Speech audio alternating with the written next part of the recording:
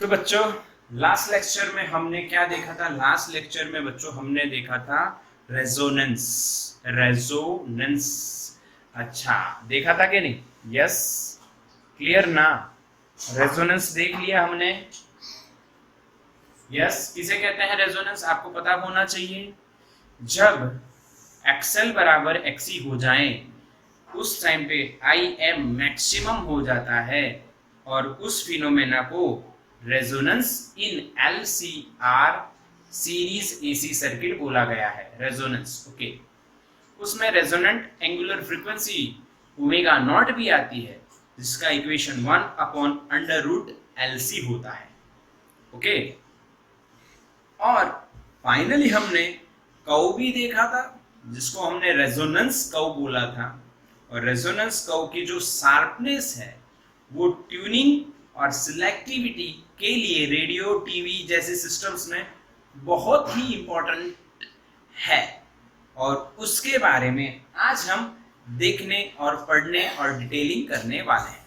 तो बच्चों आज का हमारा टॉपिक है शार्पनेस ऑफ रेजोनेंस कर्व।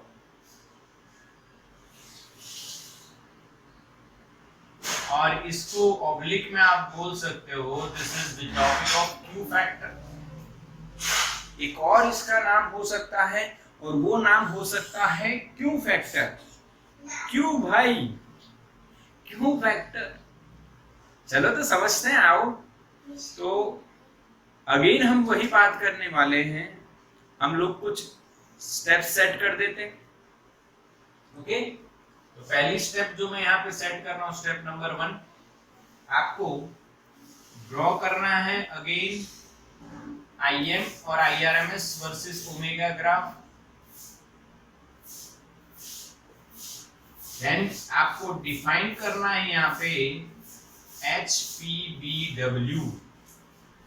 इसका मतलब होता है हाफ पावर बैंडविड्थ। ये आपको डिफाइन करना रहेगा जिसको आप बोलोगे ओमेगा 1 माइनस ओमेगा 2 और वो आंसर आएगा 2 डेल्टा ओमेगा। 2 delta omega. अभी आपको सिर्फ ये समझना है, आफ्टर दिस थियोरी आप ये समझ जाओगे कि ऐसा कर रहे हैं और ऐसा ही होना है। ठीक है। स्टेप नंबर 2 में बच्चों हम लोग डिफाइन करेंगे क्यू फैक्टर। अच्छा, ये क्यू फैक्टर है जिसका फुल फॉर्म आप बोलोगे क्वालिटी फैक्टर। ठीक है। और इसका इक्वेशन आएगा omega naught upon 2 delta omega. और एक और इक्वेशन होता है omega naught into L by R। ये भी इक्वेशन होता है। ये कहां से आता है देखेंगे, बट आप समझिए अभी कि डिफाइन क्यू फैक्टर जिसका इक्वेशन ऐसा होगा। ओके। तो इस इक्वेशन में आपको ओमेगा नॉट तो पता है, एंगुलर फ्रीक्वेंसी। ओके। यहाँ पे 2 डेल्टा ओमेगा एक नई बात है जो हाफ पावर बैंडविड्थ है, जो पहले स्टेप में पता चल जाएगा। तो ये दोनों आपको पता है। अब ये कैसे आया? तो आपको पता है 2 डेल्टा ओमेगा के बराबर आपने R/L लिखा है, इसलिए इसमें आपको डेल्टा ओमेगा फाइंड करना रहेगा। तो स्टेप 3 जो आप करने वाले हो, फाइंड डेल्टा ओमेगा। और ऑब्टेन बोलो, फाइंड क्या कर रहे हो? Obtain delta omega is equals to R/12L। ये ऑब्टेन करना है। डेल्टा ओमेगा बराबर R/12L। 2 कट L ऊपर गया तो इक्वेशन आ जाएगा। फाइनली ये इक्वेशन आ जाएगा बच्चों। बट ये ऑब्टेन करने के लिए, to obtain this equation we have to follow some steps. Some mathematical calculations are there. So that there are some small steps. Okay, तो इस स्टेप के अंदर कुछ स्मॉल स्टेप्स हैं जो हमें फॉलो करनी है। सबसे पहले आप क्या करोगे वो देखिए। Compare resistance for HPBW, half power bandwidth जो आप ऑब्टेन करोगे यहाँ पे, उसके लिए आप रेजिस्टेंस जो है उनको कंपेयर करोगे। क्या करोगे? कंपेयर करोगे। समझ में आया? यस। एंड उसमें यूज करोगे आप, use omega 1 is equals to omega naught plus delta omega. उसमें आप यूज करोगे ये वाली equation, omega 1 is equals to omega naught plus delta omega. You know what is omega, you know what is omega, angular frequency, okay? वो कैसे करेंगे वो बात की बात है, अभी ये समझो सिर्फ। अच्छा ये कैसे यूज होगा वो बात की बात है, ठीक है, पर ये यूज करना पड़ेगा। हाँ, और convert equation in omega naught L form, only लिख देते हैं, यानी ओमेगा नॉट सी भी होता है। एक मिनट बच्चों, चलो लाइट गई इसलिए हम लोग वाईफाई से मोबाइल डेटा पे स्विच हो गए बच्चों। चलो देखो, convert the equation only in omega naught L, this is the third step to obtain this equation. यानी ओमेगा नॉट एल के फॉर्म में कन्वर्ट कर दीजिए। ओमेगा नॉट सी नहीं होना चाहिए, ओमेगा नॉट एल ही होना चाहिए। उसको कॉमन लेके आपको लाना पड़ेगा, वो देखेंगे हम लोग। Finally, use binomial theorem, जो आपको पता है बाइनोमियल, बायोलॉजी वालों को मैंने बताया था, मैथ्स वालों को आता है, बायोलॉजी वाला को क्या करने का है, पावर को आगे लेके आने का है। Okay, use binomial theorem and obtain final equation delta omega is equals to r by 2n. Step number 4, finally obtain q is equals to omega naught upon 2 delta omega। Finally आपको ये obtain करना है जो यहाँ पे लिखा गया है, ठीक है भाई। तो you have to follow this 4 steps to solve this theory and to understand this theory, and finally for JEE and NEET we have to remember the equation of Q factor, okay? तो let's start। पहले इसका screenshot ले लो, फिर हम लोग यही steps बोलेंगे, draw करेंगे, HPBW डिफाइन करेंगे, Q फैक्टर डिफाइन करेंगे, फिर उसमें जो डेल्टा ओमेगा है उसका इक्वेशन ऑब्टेन करने के लिए ये स्टेप्स फॉलो करेंगे और वापस उसमें रखेंगे, तो हमें फाइनल आंसर मिल जाएगा। तो स्क्रीनशॉट लो बच्चों। ओके, चलो तो स्टार्ट करते हैं बच्चों। Let's start the steps. First step, step 1, draw IM versus omega graph. तो यहाँ पे मैंने लिखा बच्चों IM और इधर मैंने लिखा ओमेगा जो है मेगा रेडियन पर सेकेंड में, और ये है एम्पियर में। हमने जो पहले देखा था ना वही है। R1 और R2 दो अलग अलग के लिए हम ड्रॉ कर रहे हैं। पहले R1 के लिए अगर हम ड्रॉ करते हैं, ठीक है, तो ये R1 बराबर 200 के लिए हमने मान लो ड्रॉ किया है, कुछ भी, ठीक है। फिर R घटाते हैं तो शार्पनेस बढ़ जाती है, और ये हमने ड्रॉ किया था बच्चों R2 बराबर, बताओ कितना, ये 200, ये वाला, तो ये कितना था 100 ओम, जिससे करंट की वैल्यू बढ़ जाती है। और जहां पे मैक्सिमम होती है उस टाइम पे फ्रीक्वेंसी आप क्या बोलते हो, रेजोनेंट फ्रीक्वेंसी। आ गया, बिल्कुल सरल है। ओके, तो इस ग्राफ में आपको करंट का इक्वेशन पता है बच्चों, IM क्या लिखते हो, VM upon Z। Okay, according to simple law, Ohm's law. अच्छा, तो VM अपॉन Z क्या लिखा जाता है, Z is √R² plus XL minus XC whole square. कई बच्चे कुछ क्वेश्चन पूछना चाहेंगे। यहाँ पे आगे हमने देखा था XC माइनस XL, अब मैं लिख रहा हूं XL माइनस XC। हालांकि इसमें कोई चेंज नहीं आने वाला है क्योंकि डिफरेंस का स्क्वायर हमेशा पॉजिटिव आएगा। फिर आप XL माइनस XC करो या XC माइनस XL करो, कोई फर्क नहीं पड़ेगा। ओके, तो यहाँ पे क्यों XL माइनस XC देख रहे हैं, तो मैंने स्टेप में आपको लिखाया था कि हम लोग XL यानी कि ओमेगा नॉट L में कन्वर्ट करने वाले हैं, इसीलिए उसको मैंने आगे रखा है और कुछ भी इसमें लॉजिक नहीं। ठीक बच्चों, ओके, यानी ड्रॉ कर दिया हमने, इसको समझ भी लिया, पहले से ही पता है। ठीक है, यहाँ पे जो करंट की वैल्यू मिलती है उसको हम IM मैक्सिमम कहते हैं जब रेजोनेंस होता है। तो वो थोड़ा सा हम यहाँ पे लिख देते हैं, आपको याद आ जाएगा। When XL is equals to XC, then Z becomes R and I becomes IM maximum is equals to VM over Z, but Z becomes R, so that we can write VM upon R. This is the condition and this phenomena is called resonance. ये आपको पता है, ये पूरा आपको पता है, clear logic दिया है बच्चों। अरे बच्चों वाली बात है बच्चों, तो आपको तो आएगी क्योंकि आपको बच्चे को बच्चे वाली बात आ जाएगी। When XL is equals to XC, then Z becomes R, और जब Z मिनिमम हो गया, यानी मिनिमम बोलेंगे इसको, मिनिमम, तो करंट बन जाएगा maximum. When current becomes maximum, at that time resonance occurs, यही तो पढ़ना है।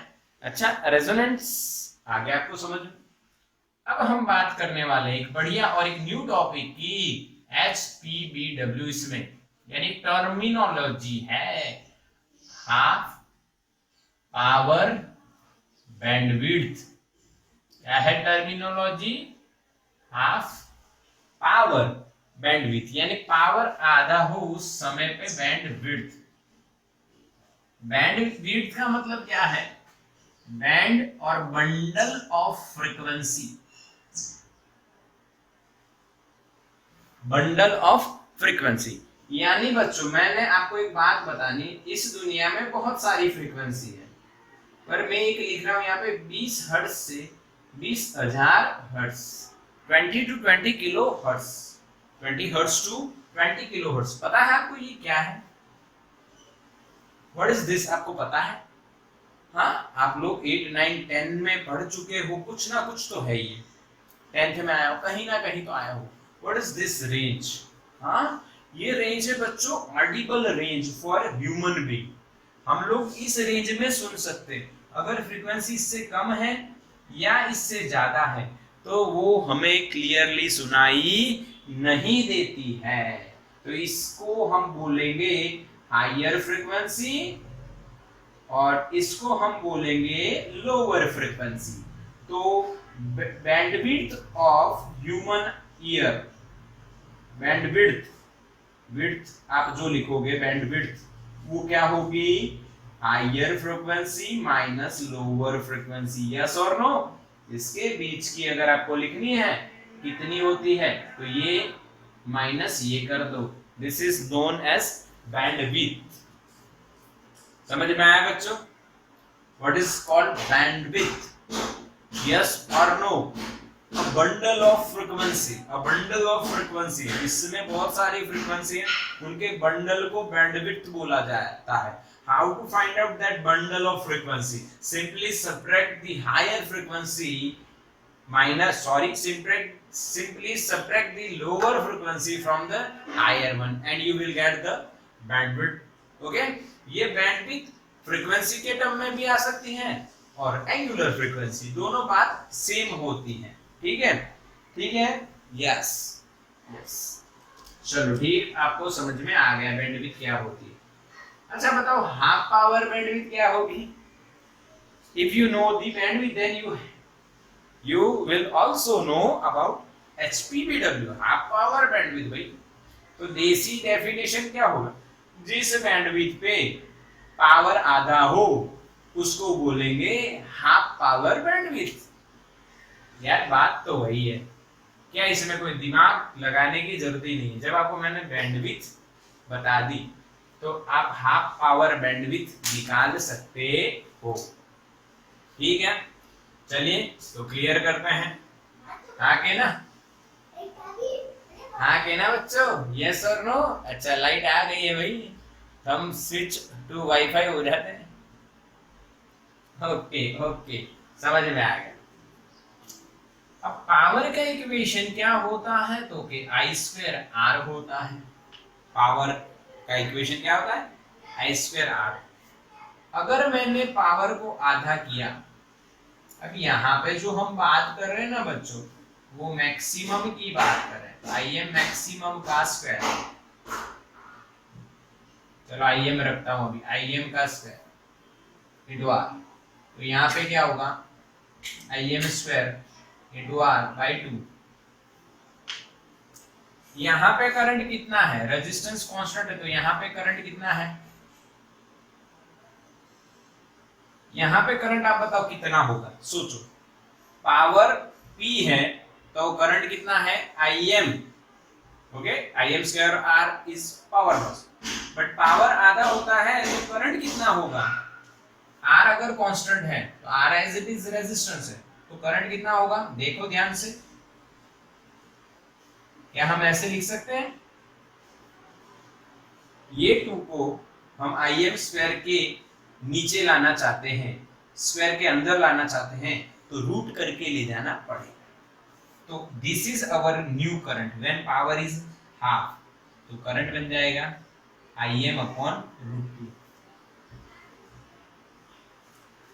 आके ना, यस। पर यहां पे हम कौन से पावर की बात कर रहे हैं, maximum, because we are talking about resonance, so that current becomes Im maximum.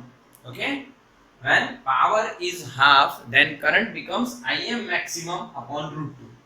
यानी बच्चों यहां पे कहीं पे मिलेगी वैल्यू,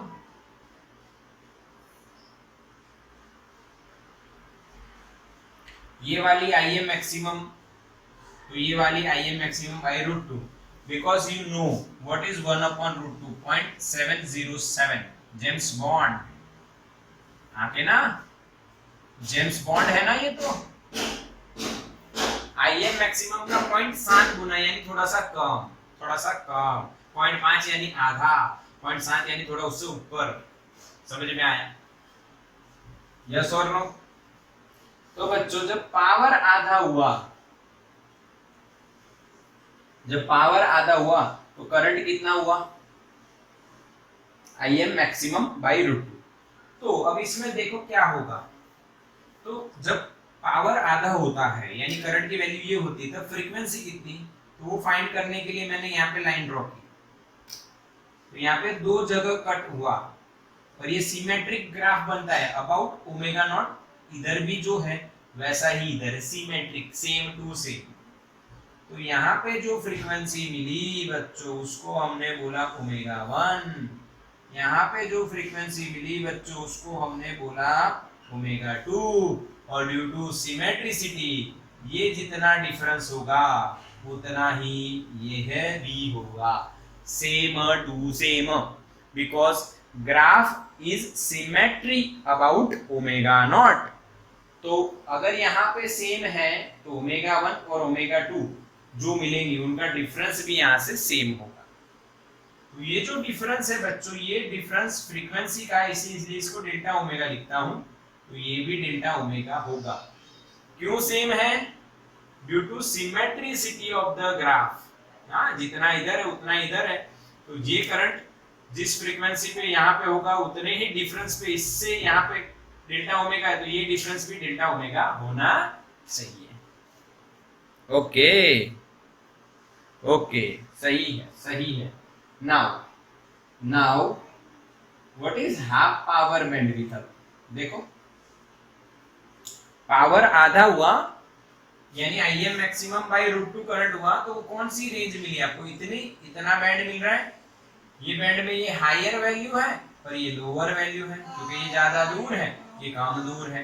तो हायर माइनस लोअर यानी omega 1 minus omega 2 is equals to इतना जो बैंड है वो कितना होगा? Delta omega plus delta omega, यानी ये बन जाएगा 2 delta omega. This is called half power bandwidth. इसको बोला जाता है हाफ पावर बैंडविड्थ। समझ में आया बच्चों? इसको हाफ पावर बैंडविड्थ क्यों बोला गया? क्योंकि पावर क्या हुआ है? आधा, और करंट कितना हुआ है? I M maximum upon root two, और इस टाइम जो बैंड मिला वो ओमेगा 1 माइनस ओमेगा 2 यानी 2 डेल्टा ओमेगा। क्लियर?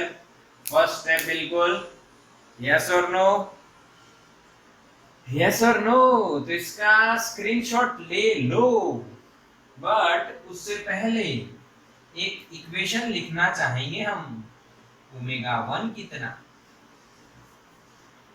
अगर आपको डेल्टा ओमेगा पता है तो ओमेगा 1 कितना? ओमेगा नॉट पता है और डेल्टा ओमेगा पता है, तो ओमेगा 1 कितना होगा? सही है? ओमेगा नॉट में डेल्टा ओमेगा ऐड करो, और ओमेगा 2 कितना होगा?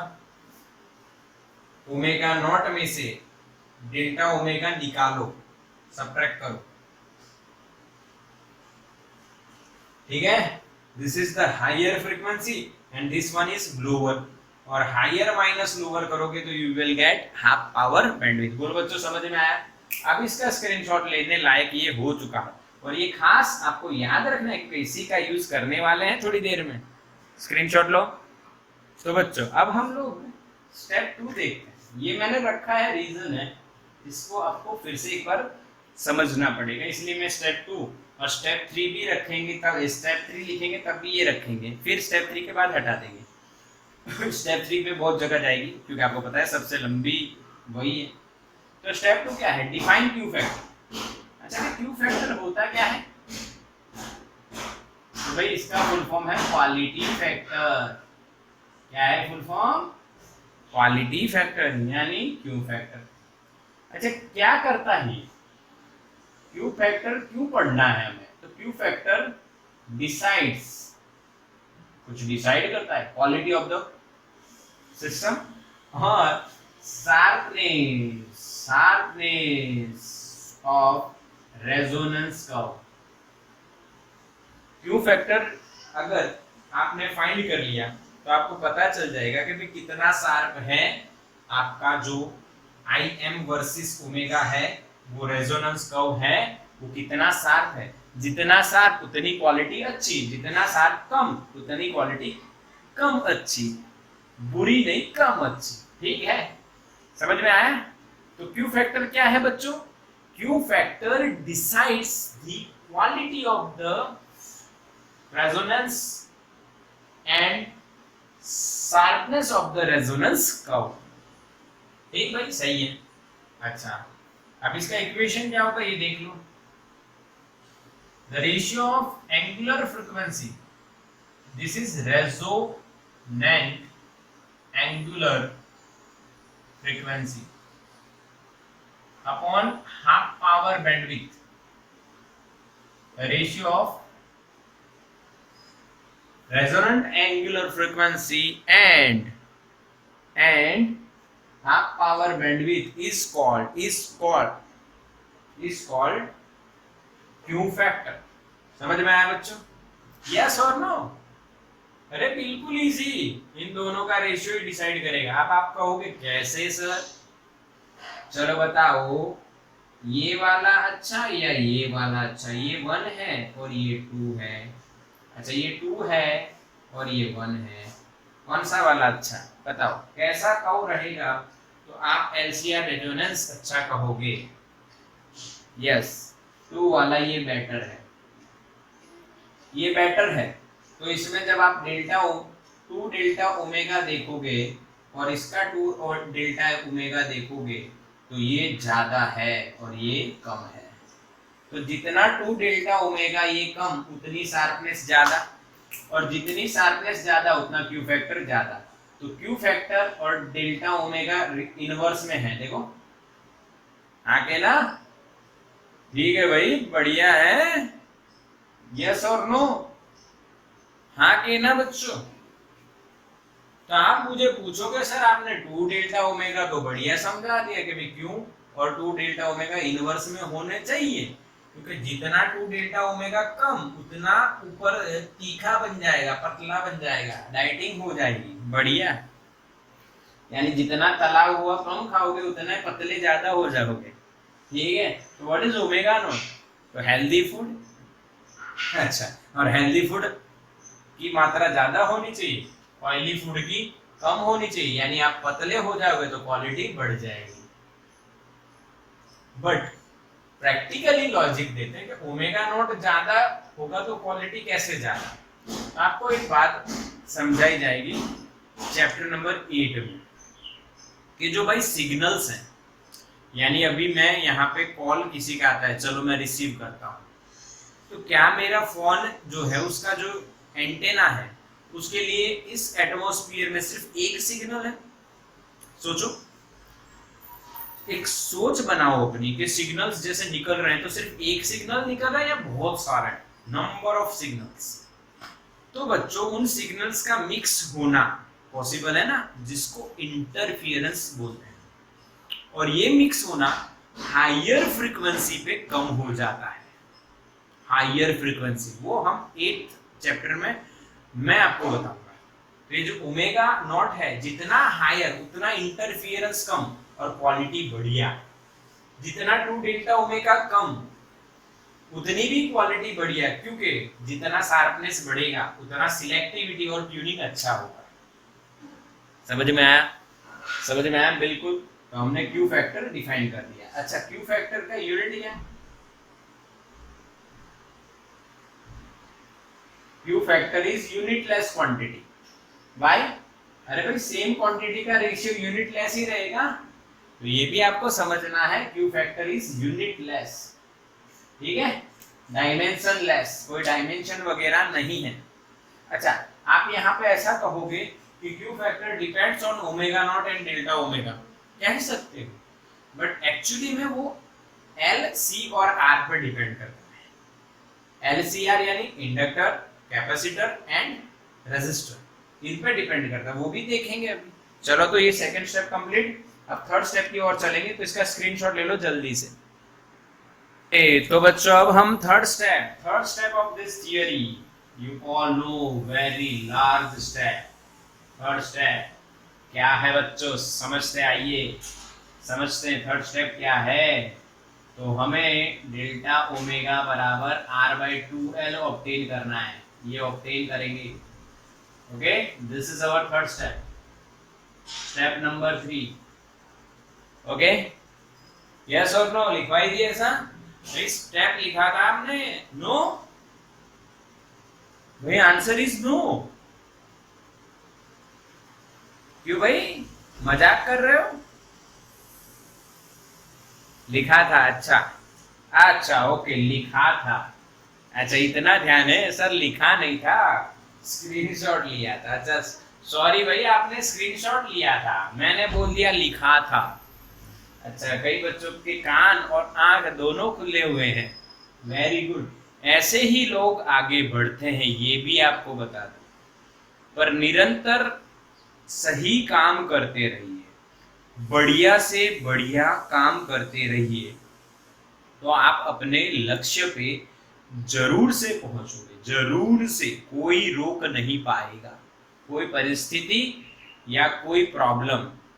बस आप फोकस करिए अपने काम पे, और कुछ भी नहीं है बच्चों, इतना बड़ा लॉजिक नहीं है, फोकस करना है। जैसे लड़कों की बात एक मैं बता सकता हूं आपको, जैसे कि हमें कोई गेम खेलनी है और इंटरनेट थोड़ा सा हमारा खत्म हो चुका है, और वो खेलने के लिए हमें उसको डाउनलोड करना है। तो जब हम उस पर फोकस कर लेते हैं, ये रियलिटी बताता हूँ जो मैंने की हुई है। इंजीनियर हूं मैं, आपको पहले बता चुका हूं कि मैं इंजीनियर हूं। तो इंजीनियर है तो बच्चों कुछ ना कुछ तो किया ही होगा। तो उसमें गेम का बहुत शौक होता है। तो पहले तो 2G चलता था, अभी तो 4G है, फटाफट हो जाता। फिर 2G में हम डाउनलोड करते तो कैसे भी करके अरेंज करते, वो फोकस होता था गेम में। फिर पढ़ाई में आए तो पढ़ाई में लगा कुछ करना पड़ेगा, तब भी हमने फोकस किया और रिजल्ट अच्छे ही मिले, अच्छे ही मिले। तो आप भी ये ध्यान रखिए, फोकस ऑन स्टडी, हर समय इसका मन में आप ध्यान रखते रहिए, ठीक है। और जितना आपका ध्यान बढ़ेगा उतना आप काम करोगे। चिंता भी करो थोड़ी बहुत, ऐसा नहीं निश्चिंत हो जाओ, ये बाकी तो अपना चलेगा बढ़िया। आप बस ये करना है आपको सॉल्व। आइए चलो चलते हैं, स्टार्ट करते हैं। तो मैंने आपको लिखना है यहाँ पे for omega 1 what is I am, what is I am. देखो अगर मैंने ओमेगा 1 फ्रीक्वेंसी को पकड़ा है तो उस फ्रीक्वेंसी पे करंट कितना है, I M maximum upon √2। Yes और नो, यस और नो, बिल्कुल सही। आई एम मैक्सिमम, अरे यार ये यहाँ पे दिख तो रहा है ना, क्लियर दिख रहा है। नहीं मैसेज रिप्लाई करो, मैसेज में रिप्लाई करो आप बच्चों, हाँ के ना, यस और नो, ओके, यस और नो, यस यस दिख रहा है ना। इसीलिए तो ये हटाया नहीं सर, क्यों नहीं हटाया, इसलिए नहीं हटाया कि आपको दिखे। Now what is VM, IM maximum is VM upon, देखो IM मैंने लिखा है पर IM maximum क्या हो जाएगा, VM upon √2 तो था, VM upon R, याद है कि नहीं। When XL is equals to XC, at that time Z becomes R and IM becomes IM maximum, and we can write VM upon Z, Z means R। यानी IM यहाँ की बात कर रहा हूँ, IM मैक्सिमम रेजोनेंस होता है तब IM मैक्सिमम क्या होगा, VM upon Z यानी VM upon R, क्योंकि Z बराबर R, क्योंकि ये दोनों सेम हो जाएंगे at maximum, okay, at resonant frequency. तो IM मैक्सिमम की जगह मैं VM by R लिख सकता हूँ। फिर से इसको नोट करना है, ध्यान से समझना है, कई बार बच्चे गलती करते हैं इसको लिखने में। For omega 1, IM becomes IM maximum by √2, and at that time we know VM upon R. What is the equation of IM maximum? VM upon R. ठीक है? But normally we can write IM is equals to, this is equation number 1. IM is equals to VM upon root R square plus ध्यान से देखो मैं क्या लिख रहा हूं, omega 1L minus 1 upon omega 1C का स्क्वायर। बच्चों समझ में आ रहा है मैंने क्या लिख दिया, यस और नो बच्चों, क्लियर के नहीं। तो बच्चों यहाँ पे आपको ये स्टेप बिल्कुल समझ में आई। XL माइनस XC था, उसको मैंने, ये XL माइनस XC है, उसको मैंने ओमेगा 1 रख के कर दिया। तो भाई for omega 1 we can write this also, आगे ना ये भी लिख सकते हैं और ये भी लिख सकते हैं। ये इक्वेशन नंबर हो गया 2, ये इक्वेशन नंबर हो गया 1, ठीक है। ओमेगा 1 के लिए दोनों बिल्कुल सही हैं। देखो ये बनता है, ये होता है, इसलिए लिखा है ओमेगा 1 पे, आगे ना एट रेजोनेंट ये होगा ना, at half power omega 1, sorry resonance नहीं, ओमेगा 1 हाफ पावर होगा, तो यही होगा। और दूसरी तरफ नेचुरली जो इक्वेशन है, नॉर्मली जो हम इक्वेशन लिखते हैं उसमें भी ओमेगा 1 रख दो।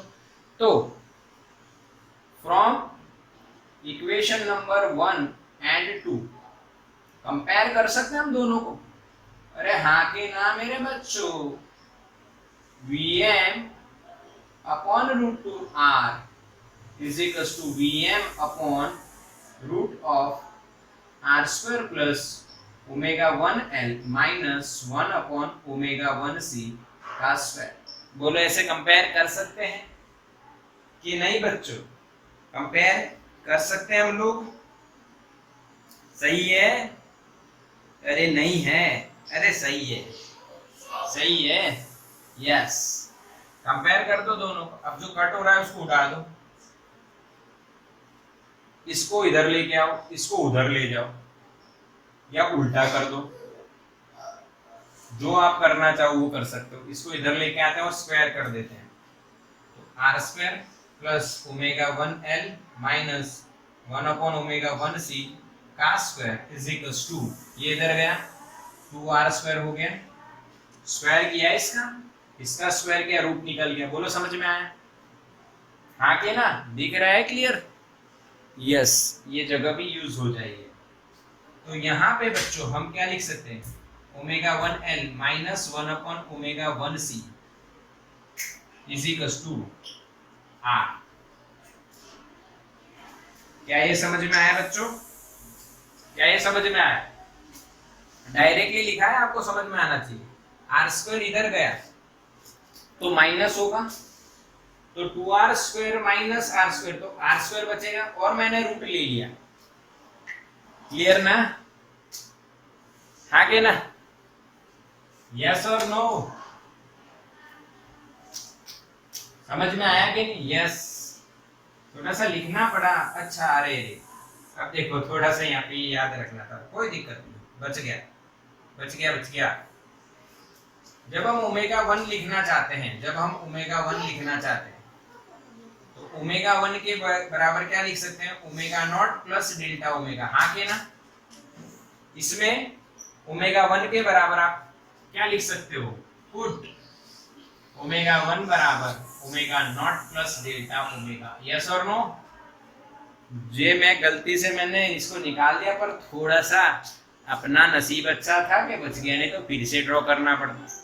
ठीक है, तो ओमेगा 1 मैंने क्या लिखना है, omega naught plus delta omega, वो इसमें रखेंगे भाई, तो हमारा जो इक्वेशन बनेगा अब, omega naught plus delta omega into L minus 1/ओमेगा नॉट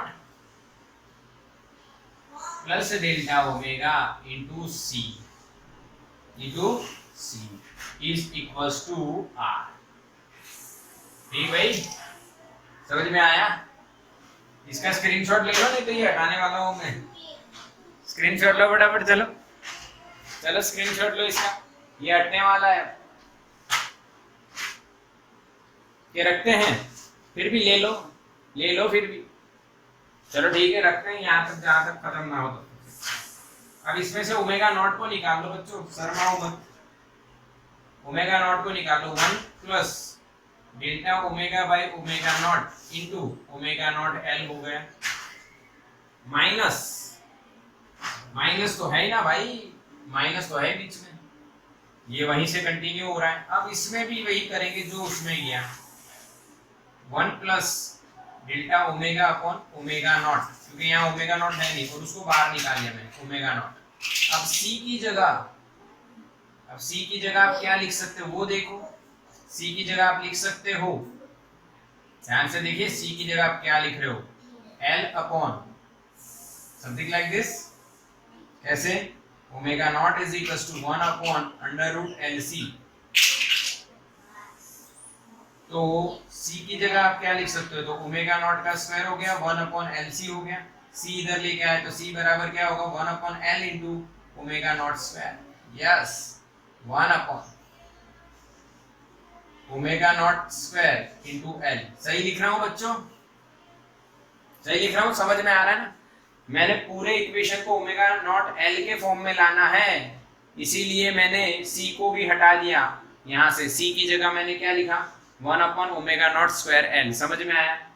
वो कैसे आया, दिख रहा है आपको? यस, बिल्कुल। अब देखिए, ये एक ओमेगा नॉट कट हो गया, ओमेगा नॉट L ऊपर आ गया, तो ध्यान से देखना है, 1 plus delta omega naught into omega naught L, ध्यान से, माइनस ऊपर ओमेगा नॉट L तो आ ही गया, डिनोमिनेटर का डिनोमिनेटर ऊपर आ जाएगा, इज इक्वल टू R तो है। इस टर्म को मैं ऊपर लेके आता हूं, तो 1 plus delta omega upon omega not power क्या हो जाएगी -1। ये डिनोमिनेटर है, उसको ऊपर लाएंगे तो -1 करना पड़ेगा। ये डिनोमिनेटर का भी डिनोमिनेटर, ये न्यूमरेटर, ये डिनोमिनेटर और उसका भी डिनोमिनेटर, तो ये वैसे ही आ जाएगा। पक्का? आगे ना, here delta omega is very small then omega naught। Delta omega छोटा होता है, ओमेगा नॉट बड़ी होती है। डेल्टा ओमेगा डिफरेंस है, छोटा है। तो यूज बाइनोमियल आ गया। बाइनोमियल अगर आप यूज करते हो, यहाँ पे 1 plus delta omega upon omega naught into omega naught L तो था ही, माइनस इसका माइनस आगे आ जाएगा 1 minus delta omega upon omega naught into omega naught L is equal to क्या रहेगा भाई आर। भाई समझ में आ रहा है तो बोलो हाँ, नहीं तो ना। इसका स्क्रीनशॉट हो गया है तो एक बार ले लीजिए फिर से जल्दी से, फिर मैं इसको हटा रहा हूं। समझ में आया कि नहीं है? -1 में आगे लेके आया क्योंकि मैंने बाइनोमियल लगाया। अगर ये बहुत छोटा है, सॉरी ये बहुत बड़ा है और ये बहुत छोटा है, तो ये टर्म बहुत छोटी हो जाएगी। तो इसका जो एक्सपांशन है बाइनोमियल, उसमें हायर ऑर्डर को आप नेग्लेक्ट कर दो, सिर्फ ये पावर आगे लेके आ जाओ -1। इसके बाद ओमेगा नॉट का स्क्वायर, डेल्टा ओमेगा का स्क्वायर अपॉन ओमेगा नॉट का स्क्वायर, बड़ी बड़ी टर्म्स आएंगी, उसको नेग्लेक्ट करना है, neglecting the higher order terms. ठीक, स्टेप 3 कंटिन्यू है भाई। अभी स्टेप 3 पूरी होने वाली है, बस खत्म, काम खत्म हो गया 99%। अब इसमें से आप ओमेगा नॉट एल को बाहर निकाल लीजिए, सामने तो आर है, तो बचेगा क्या 1 plus delta omega upon omega not, यहाँ पे -1 प्लस क्यों, minus minus plus delta omega upon omega not. भाई -1 प्लस 1 गया, तो अब क्या बचेगा, ये दोनों सेम है तो 2 delta omega upon omega not, ये दोनों सेम है तो 2 से मल्टीप्लाई कर देना है, इनटू ओमेगा नॉट एल तो बाहर है, is equal to R, omega naught cut. तो भाई जो डेल्टा ओमेगा है वो क्या बनेगा, आर ऊपर है, एल और 2 नीचे जाएंगे तो 2l। आगे ना, हाँ यही है स्टेप नंबर 2। अब सॉरी 3, अब स्टेप नंबर आए 4। स्टेप नंबर 4 बोलो समझ में आया कि नहीं? सिंपल कैलकुलेशन है और कुछ भी नहीं है, बिल्कुल delta omega upon omega not, delta omega upon omega naught तो 2 हो जाएंगे, और ये ओमेगा नॉट मल्टीप्लाई में तो कट हो जाएगा, बचेगा ये r अपॉन 2 है, बस खत्म। अब क्यू फैक्टर जो आएगा, क्यू फैक्टर लिखना है आपको, q is equal to omega naught upon 2 delta omega. तो आपका आंसर बनेगा omega naught upon 2, delta omega की जगह क्या लिखना है r upon 2l, 2 cut l गया ऊपर, तो q is equal to omega naught into l upon r। Final answer omega naught l upon r, यही है क्यू फैक्टर। अच्छा, आप ओमेगा नॉट को तो जानते हो, उसको रखो, तो एक नया equation 1 upon root L C into L by R. तो क्यू फैक्टर का एक इक्वेशन तो ये हो गया, एक यहाँ पे मिलेगा, देखो 1 upon R under root L by C. अरे वाह, कैसे, देखो ये एल है और ये रूट एल है, तो कट होके ऊपर रूट एल बचेगा, root L upon root C यानी under root L by C. 1 upon R तो है। This is the Q factor, this is the Q factor. Yes और नो। यहाँ पे आप इक्वेशन देख के क्या कह सकते हो, it depends on, Q factor depends on L C and R, all the components of the circuit, all the components of the circuit। बोलो समझ में आया? हाँ के ना? इसके बाद जो एक्सप्लेनेशन आप पढ़ोगे वो एकदम सिंपल, जो मैं बता रहा हूँ वही है बच्चों, जो मैं बता रहा हूँ वही है।